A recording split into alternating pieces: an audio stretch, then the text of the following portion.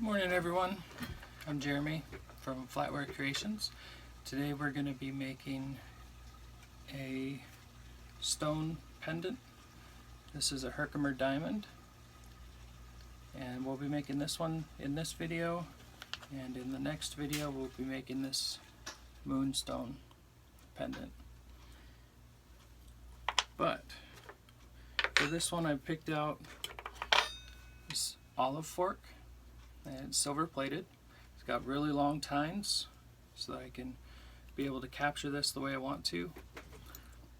So if you look through here, you can see different inclusions. See the way it's clear. Some angles it has all of the little inclusions on it. So what I want to do with this one is this one has a really clear spot right there. It's really nice and clear. And a Herkimer diamond is a double terminated crystal, quartz crystal. So it has 2 points on it. So the way I want this to sit, I'm thinking I'd like to get that clear spot to go right through the center of here.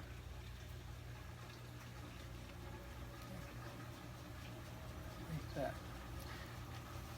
Two things that will let us do is allow the clothing come through, and also it is going to be the clearest angle from whenever you show it to somebody.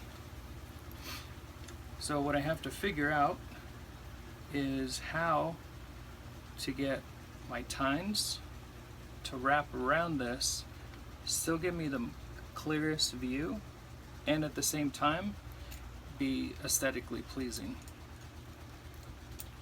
But first, I'm going to flatten it. Put on my glasses.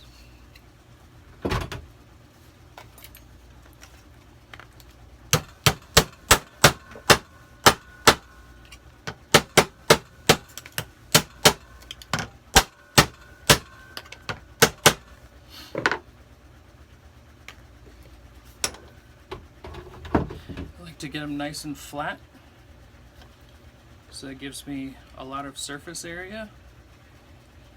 And so the next thing I'm going to do is I'm going to polish it up. I'll polish it again later, but this is the easiest time to polish this up. Oh, one thing I wanted to mention is your dust masks. Make sure you change out the filters. I forget every once in a while, and I will keep using the same filter until I notice air coming in from the sides because the filter's clogged. Let's see.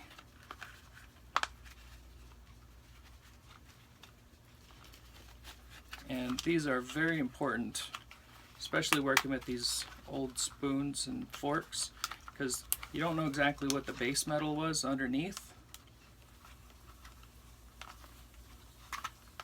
There we go. And if you forget too long, it'll look like this. Lots of nastiness on there. So, and you can see on the back side where it started to kind of filter in around the edges. We don't want that.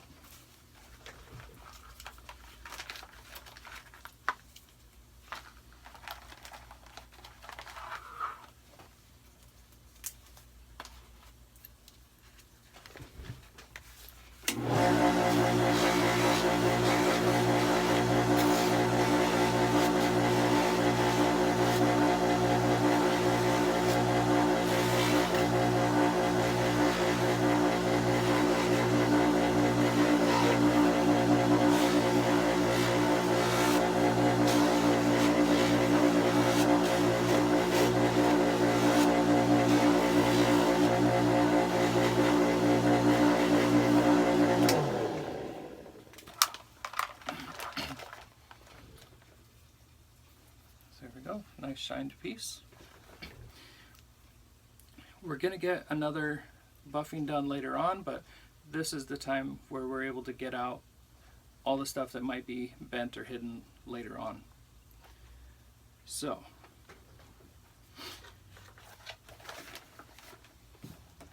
I'm going to find my angle on this.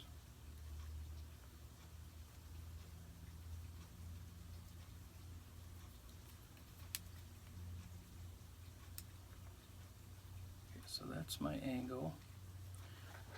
I'm going to put a mark on the stone here. Lets me know what direction is up and what angle is forward. So I just put a little mark on there. So now, instead of having to do that every time, I can just grab my stone, test fit it, and see where it's going to go. So I do like that. Generally, I try and put the stone up on the heel of the fork, so I'll bump it up here, but this one I really want to be able to have that light coming through the back side. So I want to use that to be able to hold the stone in place and at the same time really show off the stone. So we need to figure out how the tines are going to go. And because this piece has nothing on the back, I really have to have the tines capture it completely because I won't be able to put glue on here. So we have to take that into account also. So I'm going to try and do this without a huge bunch of dead spots in the commentary. Generally, I just listen to music and do my thing. I think I want to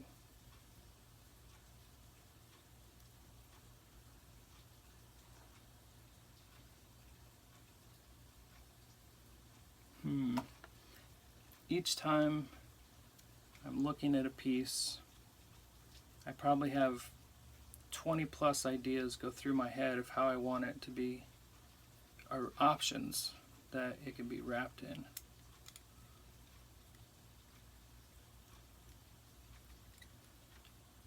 So I just want to play around with the ideas, let it kind of come together on its own. I've never worked with Herkimer diamonds before. I know that they're crystal, so they can be fragile. I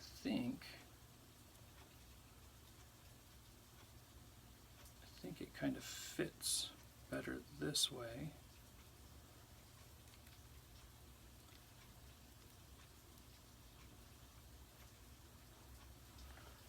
Try to keep my points correct.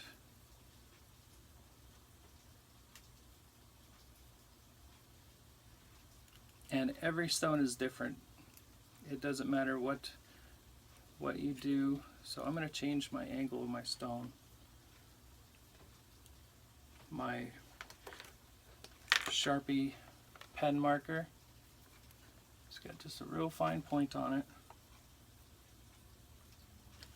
It comes off with alcohol. I just take a little Q-tip, put some alcohol on it, and it comes right off. Okay, so I'm going to go to that direction, and so I do have some little diamonds coming off the edge there. So this isn't a real clean piece. It gives it some character. So I'd like to try and not hide that stuff. What I'm thinking right now is I'm thinking that I'm going to take this tine here and I'm going to make a circle to try and come around and capture these stones here.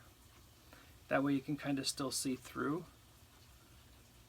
And on this side, and that's going to give me a nice pinch around, and it's going to force its way onto the stone here. That's going to capture this side, also keep it from going up and down.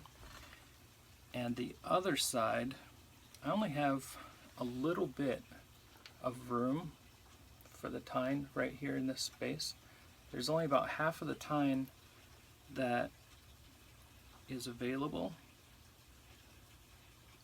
So I think what I'll try and do is do the same thing on both sides, make the loop, and then squish them together. That'll give me some symmetry.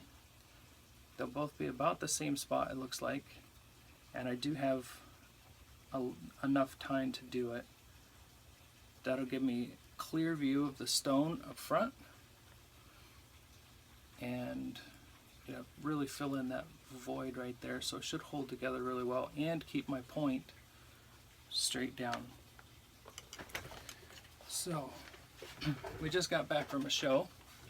I gotta unpack some of my tools.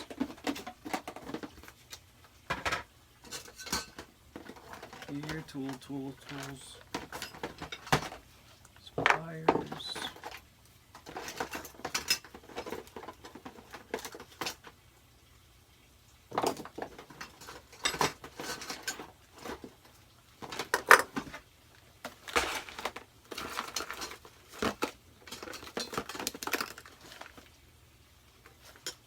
Oh, there they are. Phew! I got scared for a second. You guys can go back in there. Okay.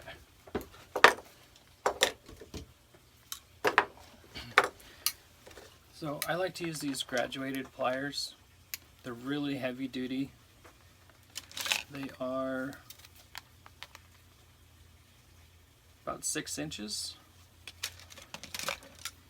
They're both from Beadsmith, and what I did was I rounded off these bottom jaws. I rounded them off so they didn't leave big marks. Anytime you touch metal to metal, it's gonna leave marks.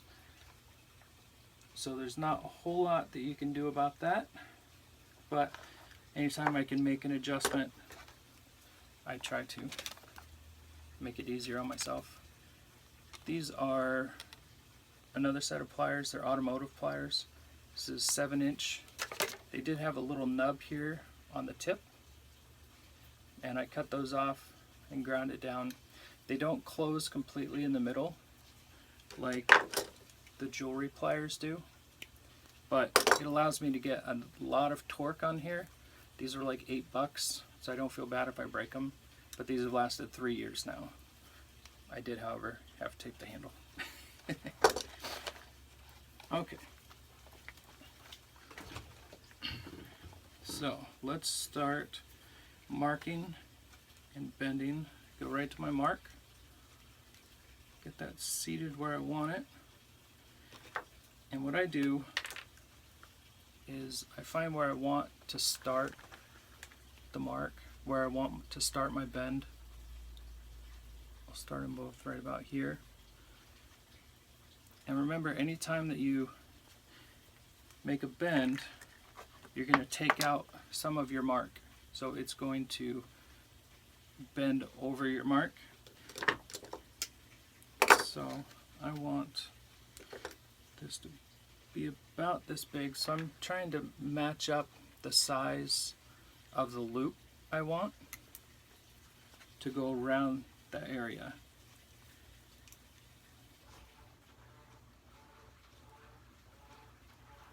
So I'm pinching right here.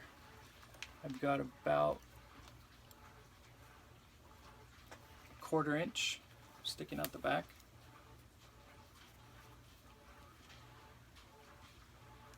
And that's going to allow me to have more grip on this side, and it's going to allow me to really make my loop.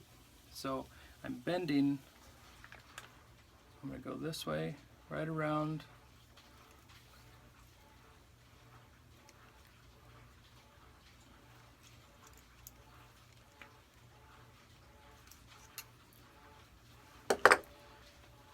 So you can kind of see my mark under there, possibly. Right in there. I'm going to test fit just to make sure the adjustment. Find my mark.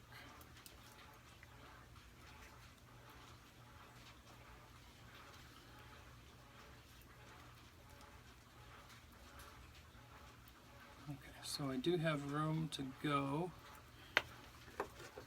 I'm going to go down to my next set of pliers, and I'm going to get right to that mark, and I'm going to try bending this over some,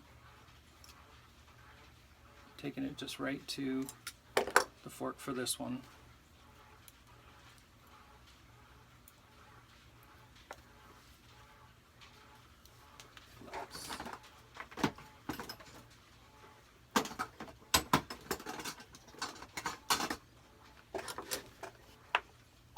Thought I had everything out. Back to the box. There we go.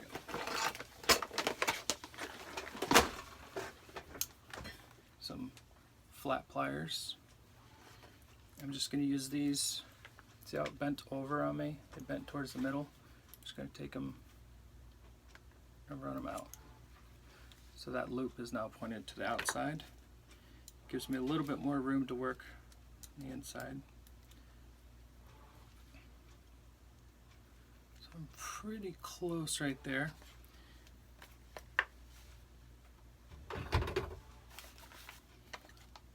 Just going to take and hammer this tine back down a little bit.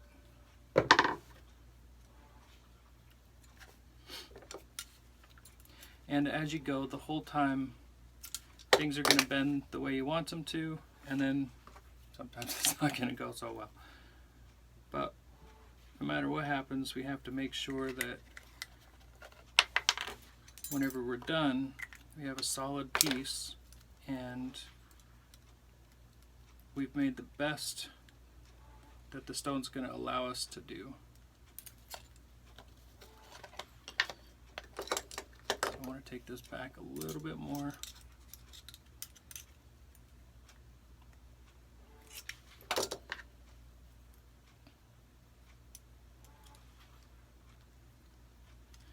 I want that to fit down in there, just like that. So I've got that right. Oh no! Okay, survived. So there's my spot. So here's what I'm looking at. That's where I want it to sit. So my back piece of tine is touching here. Now I need it to bend from that position and get this to loop around without moving that back spot. So I'm going to take this just a little bit and I'm going to curl this around a little bit more there. Working like this is a little bit easier, working with the angles to the sides, because we can take and pull them out and then push them back in at the end. That is not my spot. Here's my spot. Oh. Put my mark in the wrong spot.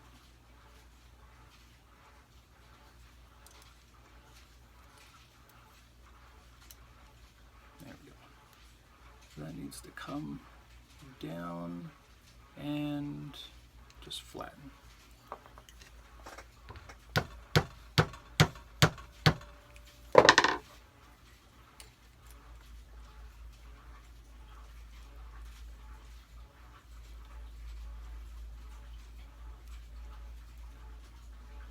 That needs to come up a little bit. Now I'm going to start with these pliers to just take it out right where I need it, just those little spots.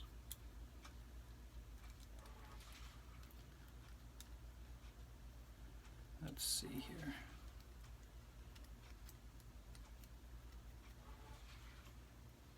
There we go, that's my spot. And I'm going to bring that piece up and then tilt it down. So I'm going to put a mark right here where I want it to bend. So whenever I'm looking at it, a lot of times I'll forget where my spot was. put a mark on it. Try to get that to where you can see it. There you go. So that needs to come up at that spot.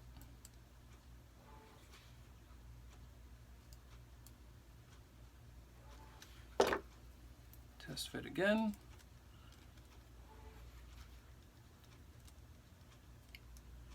That's my spot. And turn it right there. Now I'll go to my next step, down pliers. Twist this right around. Try and get a nice little capture on it there.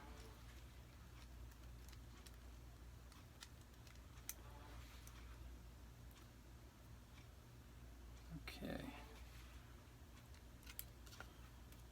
Next, let's bring that in a little bit.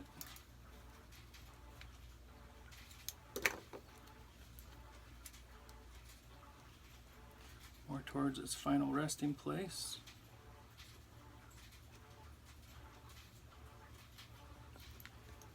So my point here, the tip of the tine, needs to come out a little bit.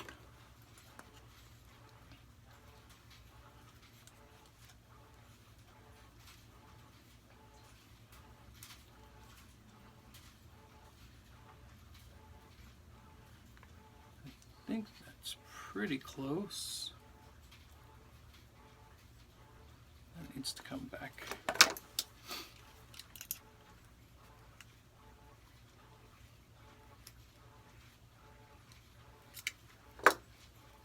Every time you make a bend, something else is going to move out of position. So you want to make sure that you're keeping up on it.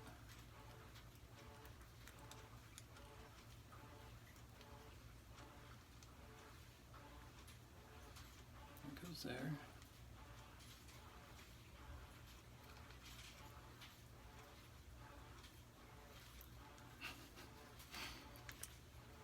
There we go. That piece right there can bend over.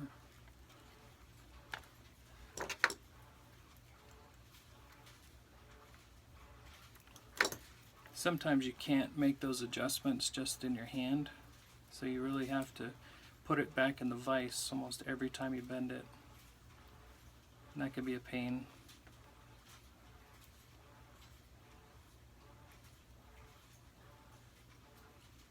Okay, so let's see. So I've got it captured there, but it's not the way I want it, so now I need to readjust from this point here. That spot needs to go flat this way, pull back this way.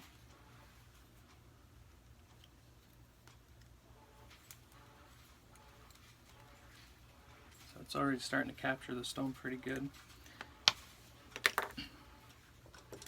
So I want this to go flat right there.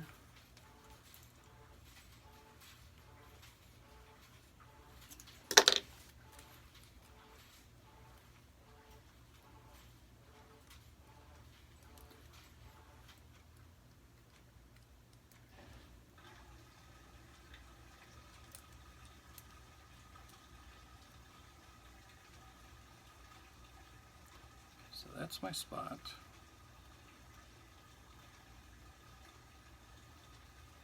Needs to go flat a little bit more.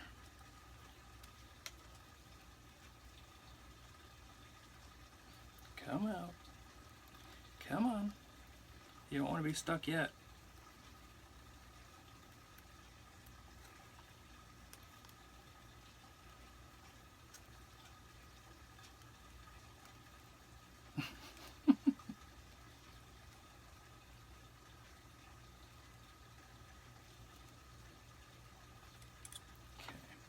So now it's out again. A little flatter right here.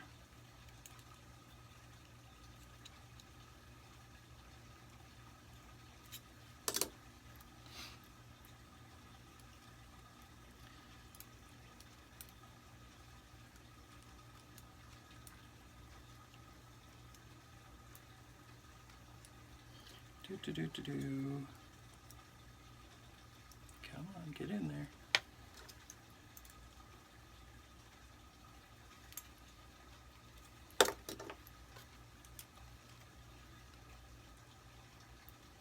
Right there, that's my mark. Okay.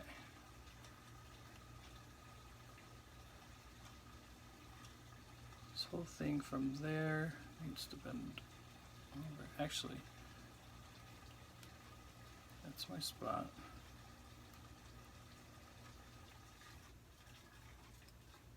That angle, if this comes back, that'll straighten me out there, and that should be okay.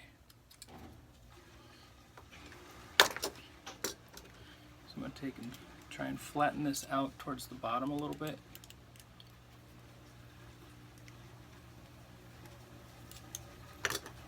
We'll see what that does.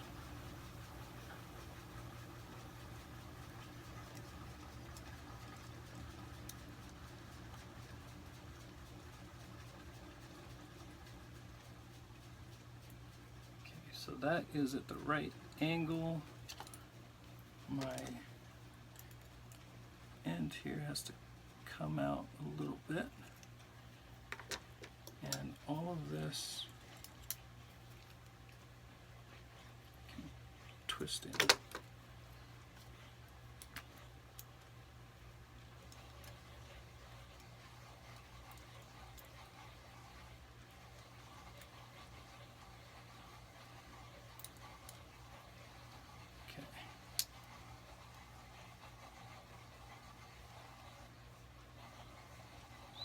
Let's take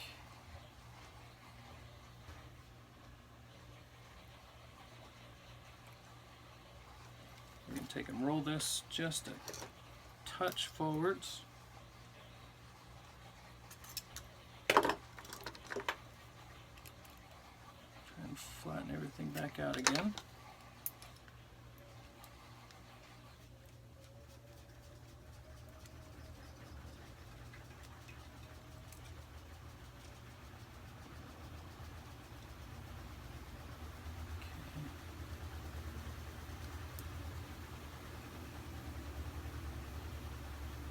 Just a touch too much. There we go. Now it's sitting back in there.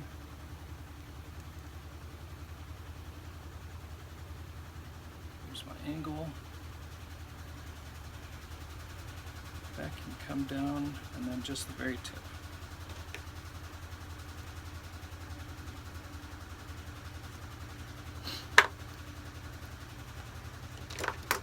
Just a tiny bit on the tip, so I use my round pliers. I'm just barely going to nudge that down.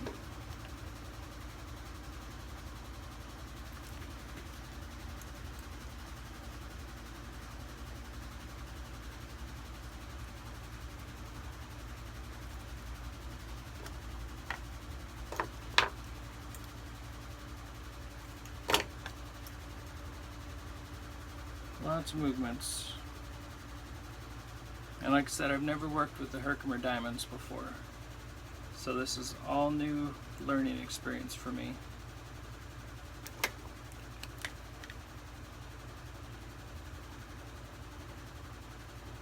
needs to lay down and twist.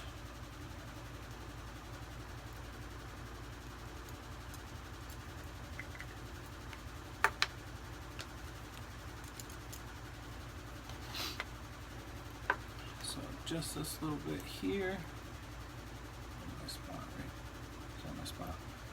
Okay,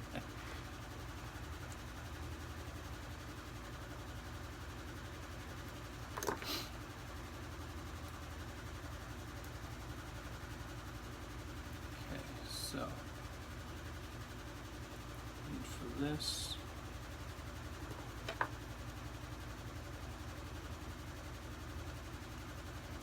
Up just a touch. There we go. Just popped into place.